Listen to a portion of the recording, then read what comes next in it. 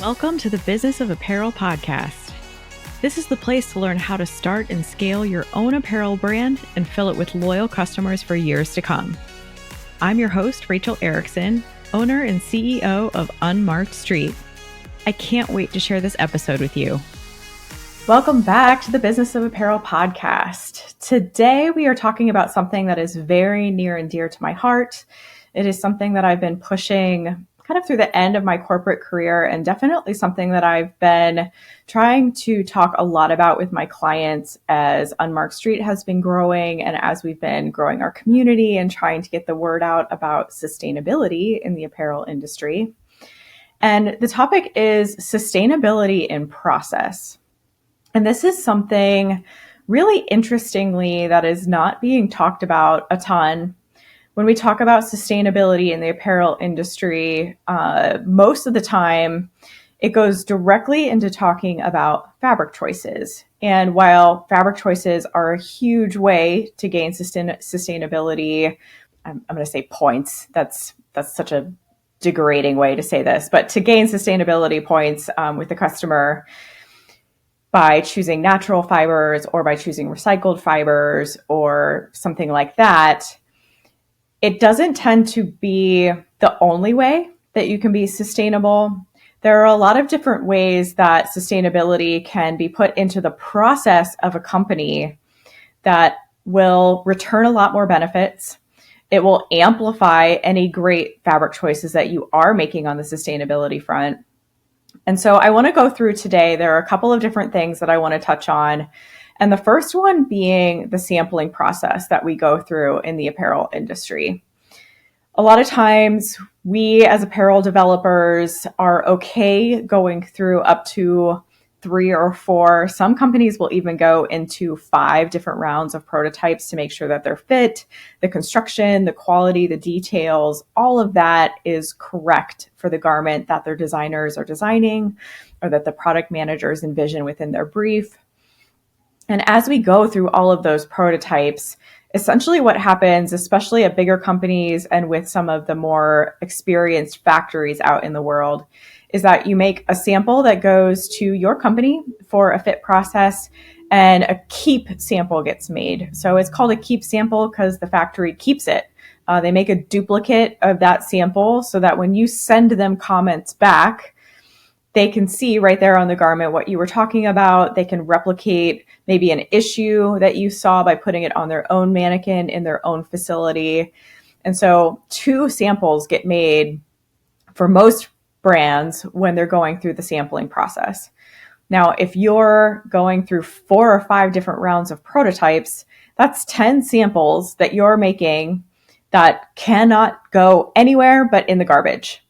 Those samples cannot see the light of day, especially if they all had fit issues, especially the ones at the brands will have pins in them. They'll have marks on them. They'll have things cut up, and there's nowhere for that to go other than in the garbage. Now we're seeing a lot of better solutions come out for fabric scraps and for samples like that. One company that I've been looking into, actually sending some of my personal stuff to, is 4 Days. They have what's called a recycle bag. And so you can load up this bag with apparel or fabric scraps or anything that you want them to review. There's an option for them to put it on their website for resale, but I think a lot of us are looking at 4 Days as an option to actually just recycle what we don't know how to recycle. And it's one of the more reputable companies out there that I've found that actually has solutions in this space. We have heard of a couple different brands who are asking you to return your garments and they'll either repurpose them, recycle them, or find a way to do something new with them. And depends on the company. Like Madewell has an amazing return your denim program. And so my sister and I have both participated in that program a couple different times. We'll take denim back to their store and they're finding ways to repurpose that within their company. But on the flip side, we've seen companies like H&M actually get in a lot of trouble for what ended up being called greenwashing, for saying, send your garments back to us, we'll recycle them for you. And there wasn't a really valid or actual program in place for that to happen. And that's why they ended up getting in quite a bit of trouble last year. So recycling is definitely an option for samples if you've gotten to that place. A lot of brands aren't doing this though, and a lot of bags of samples at the end of each season go into their dumpster and essentially go into the landfill. So if there's a way for you to reduce the number of sample rounds that you have, and so maybe you're only ever needing to see 1 proto round, 2 max, you're already taking a handful of samples out of the garbage, out of the landfill. And when you think about thousands and thousands of apparel brands out there doing this, those numbers start to add up. So it might not seem like a lot if you're a small brand and maybe you're only developing 5 garments for a season. And so you're only talking about maybe saving 15 pieces from going in the garbage. But think about a brand that's doing 45 new styles that season and how that starts to extrapolate and become bigger and become such a bigger problem just at the sampling level. Beyond that, we start to talk then about the photo sample process at a lot of different companies. I've been a part of companies where the photo sample process is you get 1 of every new colorway of every style at a stage where it's close enough to be able to photograph in the closest correct colors so that the photoshopping process is as simple as possible, but it's not production accurate. So it can't then go for resale. It can't go to your sample sale. A lot of times the fit is a little bit wonky still at this stage. So you'll end up finding out that at the photo shoot, people are using binder clips to clip things so that it looks the way that they ultimately plan for it to fit in production, or they're doing something like that. And they don't want that garment to then actually be seen to the customer or out in people's hands in the public. So again, this could be hundreds of pieces that brands are ordering just for photographing for their catalog and then for their website. And if they're not able to be resold or to be used or to be seen in public, those also either go to a recycle center if the brands are doing the right thing, or a lot of them go in the dumpster. And again, think about that going across the entire apparel industry with how many brands are out there. If we're not all trying to figure out how to do better processes to eliminate all of this trash that we're throwing into our global landfills, this is just going to continue to perpetuate and get worse and worse. Above and beyond that, there's a process called salesman samples in the apparel industry. So brands who do a salesman sample process usually work off of a wholesale model. And what they want to do is it's similar to photo samples, but instead of just ordering 1 set of every new colorway of every garment, they're ordering that set for every single sales rep that they have around the world. And I've been at companies where this amounts to thousands and thousands of units per season. And I want to touch a little bit on this process and why the salesman sample process, in my mind, has to go. Because as an apparel product manager, especially if you're working for a company that focuses on other products. So if you're a cycling apparel company and your company also makes helmets, shoes, or heaven forbid, bikes, your sales reps, if they're also going out into the world to sell to bike shops, bikes, helmets, shoes, and your apparel line, I am going to tell you right now that it's probably more than 60% of the time, the apparel pieces don't even come out of the sales bag. The commissions on selling a few pieces of apparel compared to selling $1,000 bikes, $100 shoes, $100 helmets is negligible. And so we end up finding through doing research with our sales teams, actually talking to true sales reps in some of these industries. I mean, this is the same for the running industry. If they're selling running shoes, talk about selling $100 shoes versus, $50 pieces of apparel. It's just very different.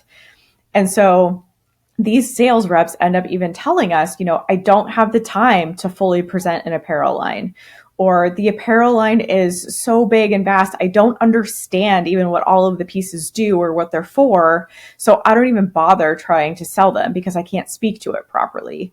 Or there's just so much that I need to cover with the bikes, and my commission is so much higher by selling bikes into the shop than by selling your apparel. That's where I'm going to put my focus. So that, along with this process of making all of these samples that essentially get stamped at the factory as a sample, do not resell. Again, they can't be put out into the public, usually because there's one or two things that aren't quite production ready or production correct on them. And then they have nowhere else to go. Some sales reps will take them into their own wardrobe and use them and wear test them and give feedback to the brands. These are some of the better sales reps that are out there that will use the samples that way. And there are more recycling solutions now that can be used. But again, a lot of these end up in the landfills. And so if you're thinking about thousands of units per season, per brand doing wholesale business to bike shops, running shops, fashion brands selling into Macy's or department stores, like the salesman sample process is something that is extremely toxic, not just for the environment, but also for the burnout of a team. Maybe I'll go into this at a different time because I could really rant about how the salesman sample process also is detrimental to the timeline of product development. If you think about having to produce salesman samples and that many units for your global sales team, you're thinking about essentially doing an initial production run before you're able to get orders to do your main production run. So you're going through production twice, and it basically doubles your calendar. So brands who go through a salesman sample process not only have to deal with all of this other stuff that I just spoke about, but they're also having to develop apparel 2 years ahead of launch instead of a year ahead of launch. And a lot of times that makes them miss out on trend. It makes them miss out on close to sale opportunity. And so in my mind, if we could all as an apparel community figure out how to eliminate the salesman sample process from everybody's vocabulary, from everybody's process, it would be a huge, huge win for our industry. And so what do I suggest that we do in place of photo samples and salesman samples and doing extra proto rounds? Well, if you remember, and if you haven't listened to the episode that I did with Ben Girding, you should go back and definitely listen. We talk a lot there about doing 3D renderings for apparel. And as 3D is evolving and becoming more and more realistic, especially with all of the AI that's out there right now, and the AI that you can get for a 3D rendering of apparel is like blowing people's minds when they're seeing it on social media and seeing it in the news right now. I think what's really interesting is that the ability to 3D render a garment with your actual 2D pattern by using a program like Clo3D or Optitex 3D will give you a really good understanding of how your garment is going to fit on your body as long as you have an appropriate avatar built. So as long as the digital model that's put into your program is accurate to the body type that you're fitting to, being able to see it in 3D for 1 or 2 rounds up front before you even buy fabric, go into sample yardage, ask the factory to stitch anything, is saving hundreds of units globally if we could get this process into a lot more companies.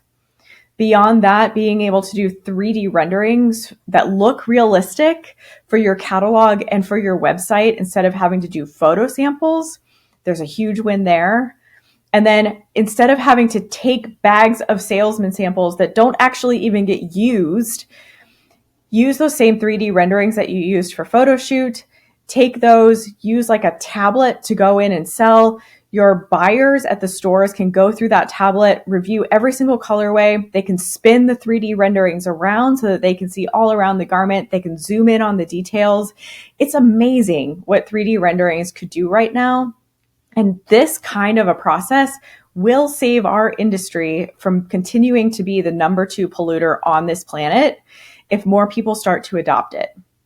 So that is my number 1 rant that I'm going to go on about sustainability and process. Let's start figuring out how, as an industry, to stop using so many samples within just our development process alone And then we can start to talk about more ways to bring people into our ecosystem in a eco way or in a green way. And there are some definite solutions that I love beyond fabric choices again. And one of them is like a repair system or a repair program that a lot of companies are starting to invest into, where essentially if you buy a garment from them and something happens to it, and let's say you get a hole in it or there's a tear or you've worn it out and its life is just over in your closet, you can send it back to them and they're going to repair it and repurpose it in some way. And this is a great way that some brands are starting to eliminate the need for garments to go into the trash. And so if you're out there shopping and you're looking for a brand who is doing sustainable practices within their process, one great clue to that is if they have a repair system or a return system that is getting great reviews, and you can kind of already see the path of what they're doing with those garments. Like some of these programs will actually tell you, like, this is how we're using these garments. Like, we're taking this denim and we're cutting off the hems and we're creating shorts out of them. And then we're donating these shorts to good causes or whatever it is that can be actually visibly shown within their repair or return program. So that's definitely one way to look for brands that are doing great sustainability practices.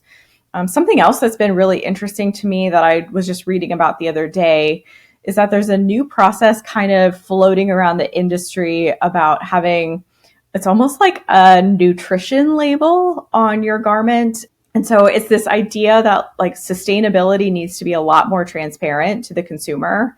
And as an industry, we don't really have standards to adhere to. And it's something that I anticipate will change hugely over the next couple of years because of what we're seeing in some lawsuits regarding greenwashing at brands.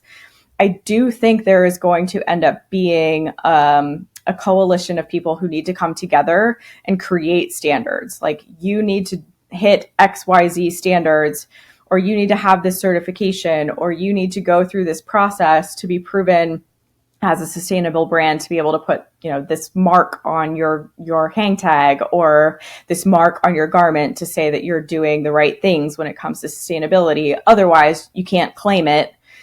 And so I think this is coming. And one of the interesting things that I've seen in the way of transparency is, like, instead of just putting on your little label that's inside the garment that's meant to be torn out, like, this garment is made of 92% polyester and 8% spandex, and this is how you should wash it. There's almost like a calling for like what you see on a food package, like a nutrition label of what is the thread made out of, what are the trims made out of, how much of the garment is made out of plastic, how much of the garment is made of a natural fiber, and how many different natural fibers, and how do those come together. And that's a really interesting new kind of fresh idea that I just was reading about the other day. So that's something that could be coming, which I actually really love the idea of that. I think that's something that would help the consumer really understand, what's in that garment, what's it truly made of. If I'm out there saying as an apparel brand, this garment is 90% recyclable or recycled, what does that mean? Like, what parts of it are recycled or recyclable? And how do I recycle it? And where do I recycle it? And there's just a lot that I think is going to go into this area pretty soon. And so if you're an apparel brand out there kind of wondering, how do I jump on the bandwagon with this? I think being informed and being involved with a lot of the different companies and a lot of the different communities that are pushing sustainability. If you haven't listened to the Fashion Index interview that I did previously on the podcast, go back and listen to that one too. They are really pushing to create this amazing community that has to do with sustainability and bringing people together who are like-minded about doing this within our industry. It's interesting to me. When I was a kid in the 90s, I'm sure, the 3 R's had been around for a while already, reduce, reuse, recycle. And it was something growing up in the Midwest that I don't think enough people were really doing all the time. And when I learned about it in school, it was something that I came home and I was like, we are going to do this. I was pushing my parents to figure out how to get a recycle bin from the city. And we bought a can crusher so that we could crush all of our aluminum cans going into the recycle bin. And I was pretty adamant about it all the time, even to the point as an adult, if I would go home and they didn't have a recycling can in their garage, I was like, how do I help you go get one? How do we do this today?